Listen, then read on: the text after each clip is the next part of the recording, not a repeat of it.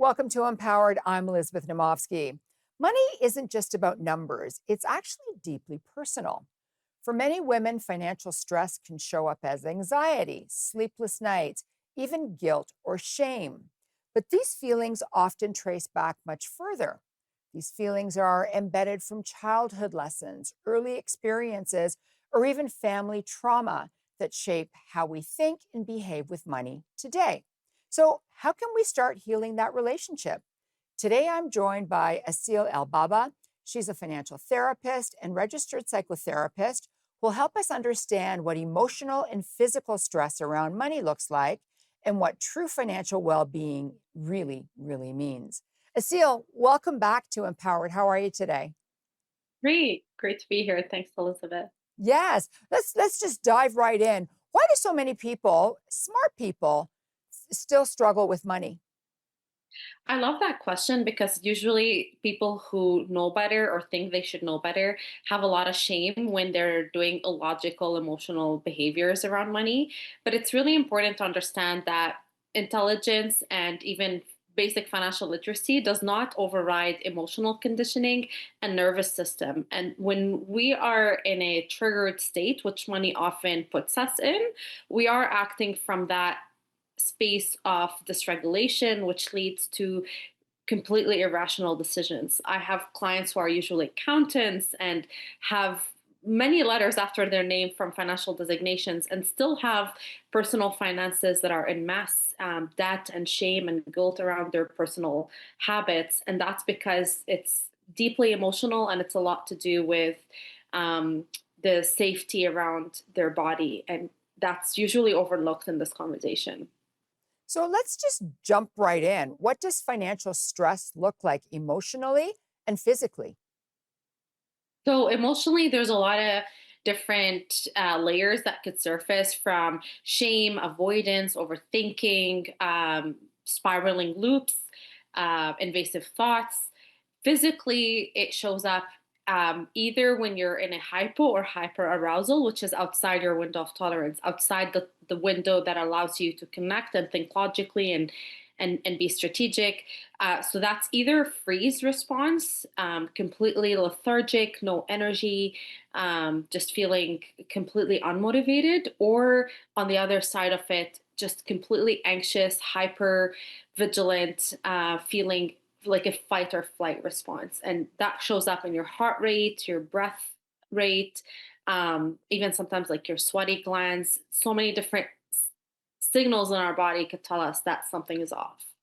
So I've often heard you talk about a money story. What is a Mhm. money story and where does it begin? Yeah, money stories absorbed within the first 7 years of our life. And it's the set of beliefs that we grew up inheriting from an environment, either from what we heard explicitly or implicitly. As children, we absorb a lot of lessons by what we hear, what we observe. Sometimes we just absorb emotions without even understanding them or the context behind them. And that shapes the blueprint that we see money through and then used later on in life. It shows up in our behaviors and the circumstances that we continue to experience, patterns, things like that. But it's really that original set of beliefs that we were inherited. So, let's go back to our childhood. How do childhood wounds or traumas actually shape our financial habits now?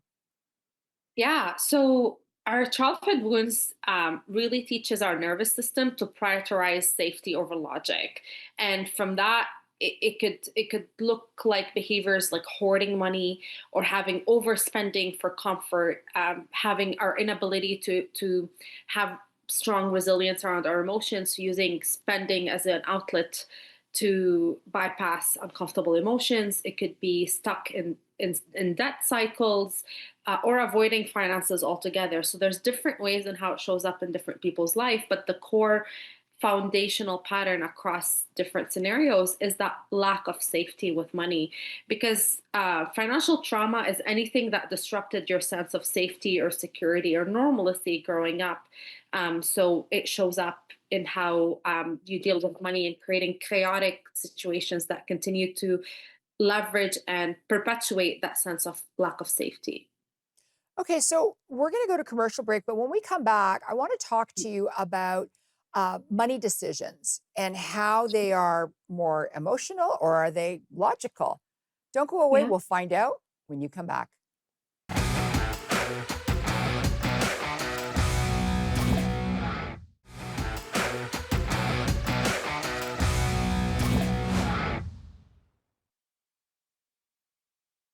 Welcome back to Empowered. I'm Elizabeth Naumovski. Today's topic, healing your relationship with money. So, Aseel, I want to talk to you about decisions, money decisions. Why are Mhm. money decisions 90% emotional, but not logical? Because money triggers our survival brain, and that means it triggers our sense of safety, security, as shame indicating that something is wrong with us. And when these things are activated, our rational brain goes completely offline. So people who think they should know better still repeat cycles and look back at their behavior and like, this doesn't make sense. And I continue to do the same things because it's not a strategy or a spreadsheet that fixes that issue. And it's not just more financial literacy courses, it's really learning regulation tools, how to spot when your body is being dysregulated, and how to pattern interrupt the thought emotional behavior loop that continues to keep you stuck in these patterns. You know, that makes so much sense to me because there's so much financial literacy information out there. Hmm. Yes, We're inundated with it, especially during financial absolutely. literacy month in November. And yet Hmm. people fall into the same pattern over and over and over again. Yeah. Because it's not logic. We need to learn emotional literacy as well as financial literacy. That's a really big missing piece, as well as nervous system regulation. When we understand these two parts and understand their role in how they show up with our behaviors with money, it's a game changer. Yeah, no kidding. It is to me just listening to you here. Now, I want to Yeah. talk about money fears. What are the top Yeah. money fears people experience? They usually fall in three categories. It's usually fears about being unsafe, unsupported, or not enough. So, from the unsafe perspective, it's usually like, I'll never have enough, I am not enough, I'm running out of time. Like, people have different milestones, like by 30, by 40, by 50, I should be this or I should have this much. So, that triggers feelings of unsafety, as well as the social comparison piece, looking at others, and social media completely amplifies that, which plays on the not enough part. The not enough part, like, I'm not doing enough, I haven't created enough wealth or security for myself, and that self-loathing thought that usually follows, and shaming and criticism is very it keeps people stuck where they're at, because shame is paralyzing in itself. And the last one is the unsupported, like, I can never rely on people, I need to be like hyper independent, or um, I'll be, if I fail, no one's going to be there for me. So that's these are very common three categories that I see fears go into, like unsafety, unsupported, and not being enough. So there is a lot of shame when it comes to money.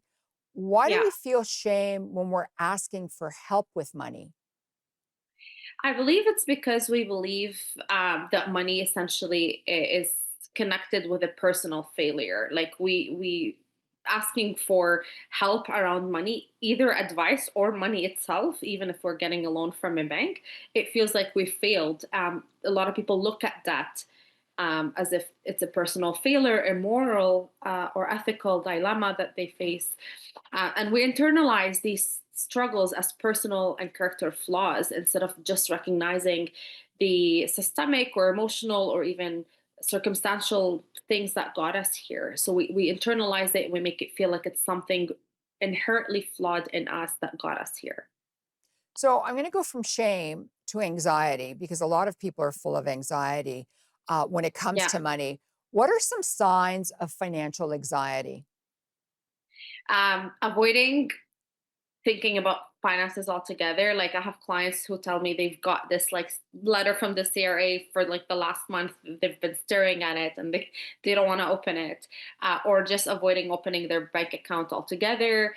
Feeling completely sense of dread around bills, or the opposite of that, compulsively checking their bank account, going multiple times a day, even though there's not much that's going to change within a day or sometimes even within a week, but that compulsive need to check. So sometimes when behaviors fall in either extremes, like complete avoidance or complete obsessiveness, usually these are signs of anxiety, and like something unregulated is happening. So when we come back, Aseel, we're going to talk about common myths that people believe Mhm. about wealth because everybody's mind goes all over the place. People talk about, if only I made more money, I'd be more wealthy. And if only I had more of this, I'd be better off. But I don't think that's the case. So don't go away. We'll be right back with more Aseel Elbaba.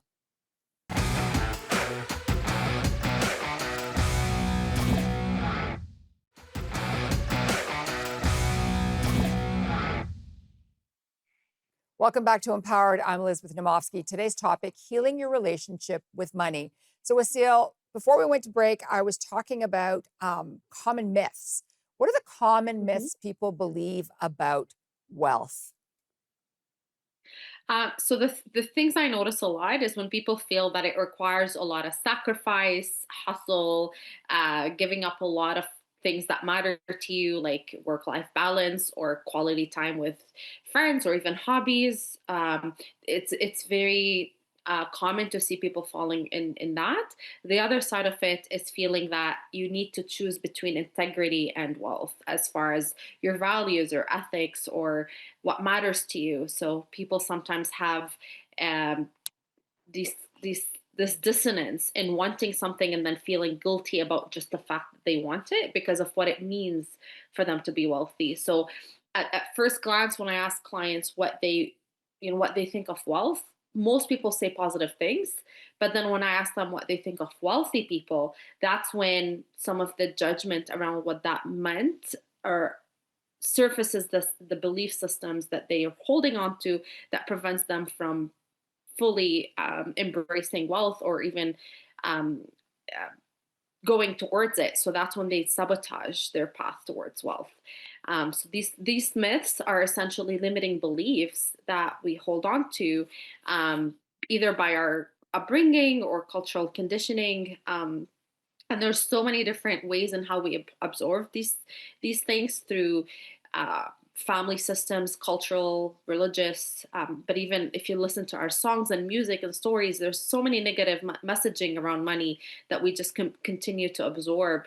And there's universal sayings around like money's the root of evil and things like that. So these continue to be myths around what wealth could mean, and it gets in the way of people either having wealth, and if they have it, embracing it and feeling secure with it.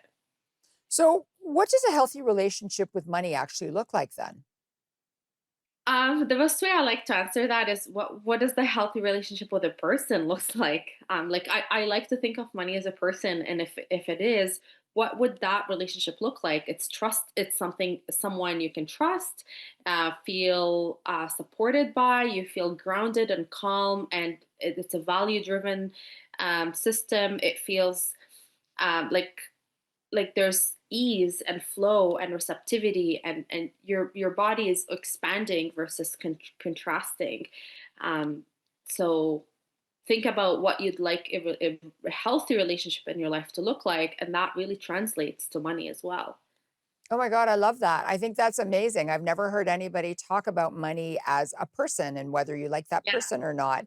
And I think that's a Yeah. really great way of looking at it. Yeah, I do a lot of fun activities with clients like that where I get them to think about money as a person because it gets us to externalize it as well and start to think about it from different angles. And there is actually our attachment styles, which dictate how we create relationships with people. These tendencies tend to show up with our finances as well. So if you're somebody who's anxious or avoidant or disorganized, you tend to have these characteristics translate into your relationship with money. So, you're a financial therapist. What is Mhm. financial therapy and how does it actually help you? Yeah, financial therapy supports you in addressing how you think, feel, communicate, and behave with money. So it's multi layered. My approach is personally very holistic in nature. It supports people in recognizing their thoughts and emotional patterns. Um, addressing some of their deeper childhood wounds and traumas around money, and creating systems for sustainable long-term behavioral changes. So it helps you in shifting the conversation from a space of shame and criticism into a space of curiosity, so that you can understand what happened to you and why money plays the role it does in your life without that critical, shameful voices that usually prevent us from growth and um, constructive growth. So it financial therapy bridges the gap between the logic and the mental health. And personally, my approach is multi-layered because I use somatic tools, emotional processing tools. I work with breath work, psychedelic assisted therapy, and regular psychotherapy. So there's different tools depending on what clients are looking for. Well, it seems to me that a lot of us are suffering from some sort of trauma as a child, and we all need something or some guidance to get us to that next level. Mhm. So, Yeah, so when it's a non-linear and lifelong journey. So I look at it with that attitude of growth, and it could be a really pivotal thing. and I think that's the key. Don't go away. We'll be right back.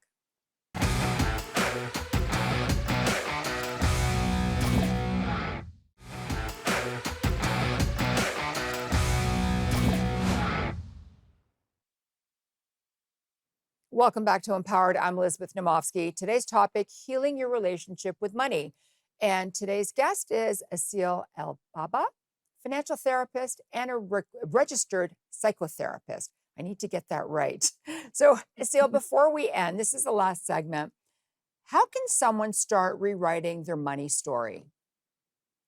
I think the first step is knowing your existing money story. It's really important to start reflect. I like the idea of having like a money memoir where you go down memory lane and reflect on your earlier money experiences, how it shaped you, some of the money lessons and the money wounds you've extracted from that, and to learn the difference between the story and the narrative behind it. Because story is what happens to us, narrative is what we've made it mean, and that's essentially the set of beliefs that we end up carrying throughout our lives is how we perceive our stories, and essentially specifically what we make it mean about who we think we are and our place in the world, which is a core self-worth and identity piece.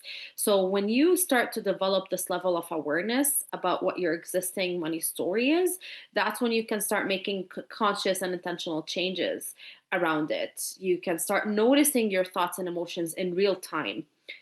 At first, this work is in hindsight. You look back at a situation that happened like a year ago or like even last week. But the more you do this work, the more it becomes in real time. You could be at a store about to make a purchase and notice, oh, I'm doing this again. And now you get to create a space that allows you to choose differently, respond differently to triggers that usually would have set you into a default pattern. So, a lot of people are feeling they need some help. What is the first step for someone who just feels overwhelmed and just doesn't know what to do or where to turn to? Yeah, I love that question because it's incredibly common for us to feel paralyzed and like frozen. It's really important to pause and create space between a trigger and an action. So my favorite way of saying that, the louder the emotion, the quieter the action.